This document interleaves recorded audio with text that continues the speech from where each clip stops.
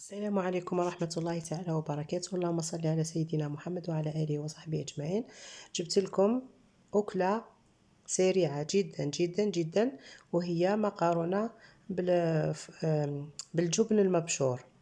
سريعة في التحضير وما تكلف ما والو. كي تجوعوا ولادكم على غفلة وما تليو ما ديروا لهم، اجريوا لهذه الوصفة تلبي لكم، تلبي الرغبة تاعك تي وتاعهم هما، وتسكتيهم عليك. ديري كمية تاع المقارونة في الماء تغلي كما العادة، الطيب يعني بنيح، ومن بعد تقطريها من الماء تاعها وهي سخونة هكذا.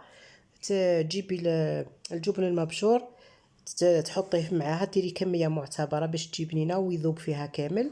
ومن بعد زيدي طرف تاع زبدة باش تجي بنينة ثاني، زبدة مش مارغرين يعني من الافضل، ولا ما كانش الزبدة تقدري تبدليها بالمارغرين. وانتي وجدتي احسن اكلة وبصحة وليداتك. وديري عليها، ذري عليها شويه نعناع يابس.